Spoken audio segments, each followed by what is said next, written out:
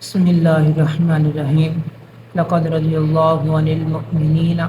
صدق اللہ العظیم۔ اللہ تبارک و تعالیٰ نے قرآن مجید فرقان حمید کے اندر ارشاد فرمایا، لقد رضی اللہ عن المؤمنین، تحقیق اللہ رب العالمین راضی ہوا عن المؤمنین، ایمان والوں سے۔ وہ اللہ تبارک یعنی کہ جو ایمان لے اللہ پر تو اللہ رب العالمین ان سے راضی ہوا۔ اللہ رب العالمین نے قرآن مجید فرقان حمید میں ارشاد فرمایا ہے۔ تو حضرت سیدنا صدیق اکبر رضی اللہ تعالی عنہ کے پاس ایک شخص آیا جو کہ ملک شام کا رہنے والا تھا۔ تو وہ حضرت صدیق اکبر رضی اللہ تعالی عنہ کے پاس آ کر اپنی مجبوری بتانے لگا، کہنے لگا کہ آپ مسلمانوں کے امیر بھی ہیں اور آپ یعنی کہ مالدار بھی ہیں، اللہ رب العالمین نے آپ کو مالدار بھی بنایا ہے، تو آپ میری مدد کریں، تو حضرت صدیق اکبر رضی اللہ تعالیٰ عنہ نے کہا کہ میں تو آپ کی مدد کر سکتا تھا، مگر اللہ رب العالمین نے مجھے مالدار بھی بنایا، میں مسلمانوں کا امیر بھی ہوں، مگر جو کچھ میرے پاس تھا میں نے حضور علیہ الصلاۃ والسلام کے قدموں میں سب کچھ لٹا دیا، حضور علیہ الصلاۃ والسلام پر میں نے سب کچھ لٹا دیا، سب کچھ میں نے اللہ کے دین کے لیے وقف کر دیا۔ تو حضرت صدیق اکبر رضی اللہ تعالیٰ عنہ کو جو گیٹ تھا وہ بہت ہی شاندار عالی تھا، تو لوگ دیکھنے والے سمجھتے تھے کہ ابھی بھی حضرت صدیق اکبر بہت مالدار ہے۔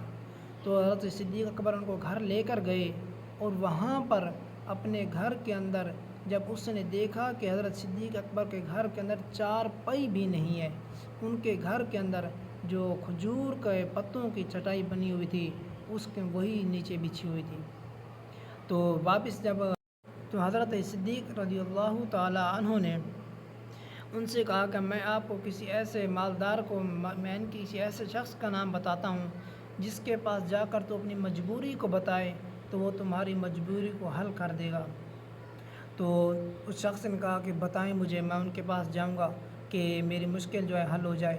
تو حضرت صدیق اکبر رضی اللہ تعالیٰ عنہ نے حضرت عثمان غنی رضی اللہ تعالیٰ عنہ کا بتایا، تو وہ شخص اس نے سن کر کہا کہ میں جا کر ان کے پاس جاؤں گا تو آپ کا نام لوں گا کہ انہوں نے مجھے صدیق اکبر رضی اللہ تعالیٰ عنہ نے بھیجا ہے، تو وہ میری بات شاید سنیں گے اچھے طریقے سے۔ تو صدیق اکبر رضی اللہ تعالیٰ عنہ نے کہا یعنی فرمایا کہ آپ میرا نام نہیں لوگے، بس آپ جا کر دستک دو گے ان کے دروازے پر، تو وہ آپ کی بات کو سن کر آپ کا کام پورا کریں گے۔ تو ایسے ہی ہوا، تو لوگوں سے پوچھتا حضرت عثمان غنی رضی اللہ تعالیٰ عنہ کے دروازے تک پہنچا، دستک دی، اور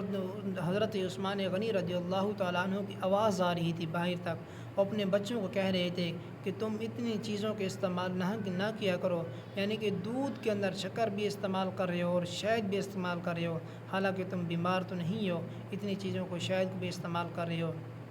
تو وہ شخص سن کر حیران رہ گیا کہ میں اس دروازے پر آیا ہوں، اس چوکھٹ پر آیا ہوں، کیا پتہ میری بات سنی جائے یا نہ سنی جائے، میرا کام پورا ہو یا نہ ہو۔ حضرت عثمان غنی رضی اللہ تعالیٰ عنہ جیسے ہی باہر آئے تو سلام کیا، تو حضرت عثمان غنی کو پتہ چل گیا کہ یہ شخص مسلمان حضور کا غلام ہے۔ تو ان کو یہ نہیں پوچھا کیسے آئے ہو، کیا کرنا ہے، ان کو اندر لے گئے، وہاں پر بیٹھا کر پہلے اس کی مہمان نوازی کی، یعنی کہ کھانا کھلایا، اور اس کے بعد دودھ لے کر آئے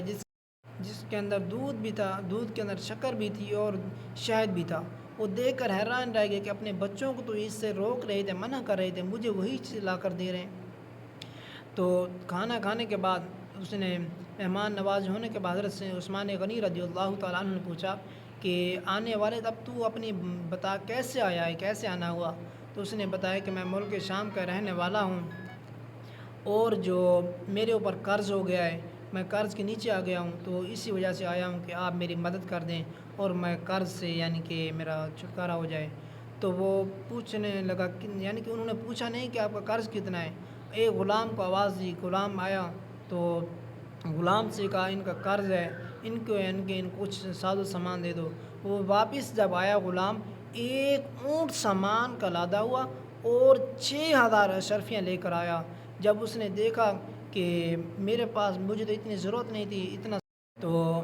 اس کے بعد جب دیکھا اس نے سامان کو تو حیران رہ گیا کہ مجھے تو اتنی امید بھی نہیں تھی کہ مجھے اتنا کچھ مل گیا، حالانکہ اس کو 3000 اشرفیوں کی ضرورت تھی مگر اس کو 6000 اشرفیاں مل گئی۔ تو یہ ہے حضرت عثمان غنی۔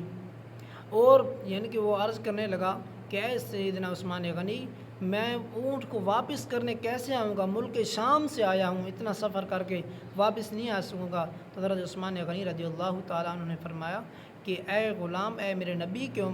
غلام، یہ جو ہے نا، یہ تجھے میں نے واپس کرنے کے نہیں دیا، یہ اونٹ بھی تو لے جا، اور اپنے اہل و عیال کے لیے، تیرا اونٹ کے اوپر جو سامان ہے وہ بھی تیرے اہل و عیال کے لیے یعنی کہ ہے، تو اس کو استعمال کرنا۔ یہ حضرت عثمان غنی جو حضور کے امتی ہیں، جو اتنے سخی ہیں، اتنے سخاوت ہیں، ان کی سخاوت کا آج بھی چرچا چل رہا ہے۔ تو آپ کو بھی چاہیے کہ آپ کی ان سے یہی درس سیکھیں، حضور کی امت سے